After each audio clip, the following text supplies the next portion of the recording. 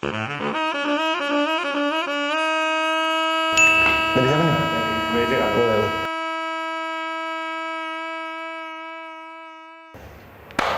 Oke, kalau Kak soal Kak Sonia, mungkin boleh nih perkenalan dulu nama, usia, dan kesibukan sekarang apa? Dari siapa nih? Dari gue aja kan. Boleh. Halo semuanya, gue Riko Siwandi, disiplin Riko, umur 22 tahun, sekarang gue masih kuliah. Nama gue Andre, umur juga 22 tahun, kesibukannya lagi sibuk skripsi. Nama gue Josia, umur gue 17 tahun, kesibukan gue sekolah. Pernah atau nggak pernah ngalamin toxic relationship di friendship itu? Mungkin boleh di-spill. Oh, diangkat. Gak pernah ya? Saya tidak. Gue boleh bilang ini dulu gak? Bisa berdua. Iya, pernah. Jadi kejadiannya itu sebenarnya belum lama. Kejadiannya ada di tahun lalu. Gue sama teman-teman gue, sama kayak Jericho, Josia, sama teman-teman yang tadi habis ada di posisi kita juga. Itu tuh kita pergi ke Bandung. Kejadian lucu, soalnya setelah gue ngalamin toxic friendship relationship itu, akhirnya gue nabrak karena overthinking gue itu. Jadi di situ gue ngerasa gue yang paling kurang di situ. Gue ngerasa gue kurang gaul, gue ngerasa gue kurang asik, gue ngerasa punya sense of humor atau selera yang beda dari yang lain. Jadi di situ overthinking gue kemana-mana. Gue pikirin terus soal apa yang terjadi di pertemanan gue, dan akhirnya gue nabrak mobil satu dan nabrak motor. Tapi masalahnya udah selesai. Gue sedih lagi. Tapi di situ serunya di situ. Setelah gue ngalamin hal itu, justru teman-teman gue yang gue kira ngecuekin gue, yang gue kira ngejauhin gue, justru mereka jadi gardan pertama gitu yang nemenin gue, yang nolongin gue. Justru kenapa gue bilang pernah? Itu sebenarnya gue yang toxic menurut gue. Gue yang overthinking sendiri, gue yang kesel sendiri. Jadi jatuhnya gue ngeblaming teman-teman gue, padahal sebenarnya itu gue yang ngelakuin gitu. Tapi ya baik lagi di situ teman-teman gue ngerangkul gue lagi. Gue nangis di depan teman-teman gue, tapi mereka ngehibur gue, nemenin gue gitu. Pernah atau nggak pernah Kakak ngalamin silent treatment di dalam pertemanan? Pernah ya? Kayaknya gak pernah. Gak seru gue ya orangnya. Pernah nggak di dalam pertemanan ngalamin love bombing? Bing. Kalau gue ngalamin gue gak pernah juga. Enggak sih ya? Gak pernah ya? Nggak ada sih yang kayak gitu. No. Mungkin buat next question-nya, pernah atau nggak pernah ngalamin playing victim di pertemanan?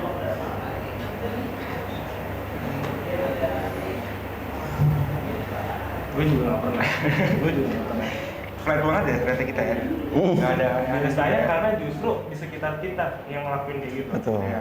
Di sekitarnya. Ya. Betul. Jadi kayak orang-orang di sekitar kita playing victim ke kita, kitanya harus nyikapinnya gimana. Oke, berarti jadi korbannya ya pada kutip. Iya, kurang lebih mungkin gitu sih. Oke. Gimana sih Kak caranya buat berteman yang sehat kayak kakak tadi biar nggak ngalamin hal-hal tersebut?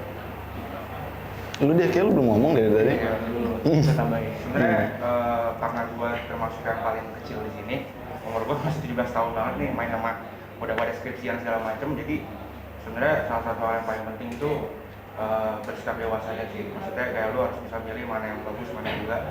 Kayak lu main sama lebih tua, otomatis karena mereka lebih major, lebih banyak, otomatis gue harus ngikutin ke mereka gitu.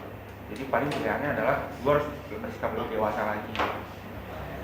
Terus paling juga overthinking sih, overthinking itu salah satu yang paling bahaya banget karena satu overthinking itu bisa merusak sebuah circle gitu loh menurut gua. Gak dulu deh. Kalau gua menurut gua yang paling pertama itu kenalin teman lo dulu. Karena kalau lu mau temenan sama orang, lu harus tahu temen lu kayak siapa, temen lu kayak apa, latar belakangnya gimana, dan juga ya lu harus nyesuaiin sama diri lu sendiri. Kalau misalnya lu maksain teman yang emang gak cocok sama lu, jangan lu paksain temenan. Justru kan dari situ ya, itu yang memulai semuanya jadi berantakan nantinya. Entah itu apapun, mulai dari ya lu capek hati, lu juga ya mungkin di umur kita kadang ya ngerasa capek hati mungkin akhirnya biasa aja gitu, karena kita punya kesibukan, kita masih main. Cuman kadang kalau kita kan pikiran, wah ini orang main mulu, nongkrong mulu segala macam, kita lama-lama duit habis, itu pikiran, nanti lu cabut nongkrongan lo. Atau ntar teman-teman lo akhirnya bilang nih, ah lu nggak asik, lu nggak nongkrong. Ya bukannya kita bukan yang mau nongkrong, cuma lo nya nggak cocok sama gua. Jadi lu dari awal lo harus tahu dulu teman lo itu siapa. Dan yang kedua, kalau emang lu dari awal udah tahu kayak gitu, lu coba aja sikap cuek. Maksud gua bukan berarti lu kayak jadi acuh sih, cuman kayak lebih kayak kalau emang dia nggak sesuai sama apa yang lo pikirkan, nggak sesuai apa yang lo inginin, ya udah santai aja. Itu pilihan lo untuk dia bersikap kayak gitu. Lo nggak bisa langsung merubah orang lain, apalagi dia teman lo sendiri, nggak bisa langsung merubah. Lo harus belajar juga lah, lo harus kasih wadah yang tepat buat teman lo juga gitu. Karena kalau misalnya lo kasih sesuatu yang baik ke teman lo, ya teman lo juga otomatis itu udah sikap dasar manusia lah. Nggak mungkin manusia ngasih yang buruk kalau lo ngakuin yang baik. Itu sih paling kalau dari gue. Kalau dari gue sih, gue setuju banget sama ada orang yang bilang kalau makin kita gede usianya, temennya makin dikit. Nah ini teman dikit gue nih. Karena teman-teman lain, ini kan by the way ini teman SMA, ini adik gue. Jadi orang-orang yang emang udah kenal sama gue dari kecil gitu, dari orok gitu. Jadi di situ gue bisa ngerasain kalau kita tuh berteman tuh apa adanya. Kita tuh berteman ya saling sharing, saling terbuka. Kalau ada masalah cerita, kalau lagi senang juga cerita. Jadi untuk sampai ke toxic friendship itu ya paling kalau nggak kayak gue tadi dari diri gue sendiri, ya atau enggak ada orang yang masuk bikin toxic terus pergi gitu. Tapi kalau yang kayak gitu sih jarang ya terjadi.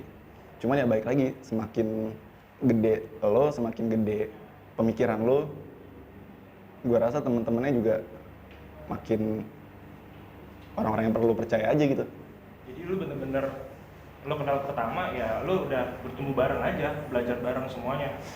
Betul. Gitu sih. Dampak apa sih buat Chandra setelah ngalamin hal itu? Yang pasti nyesel karena gue mikirin apa yang sebenarnya nggak harus gue pikirin gitu.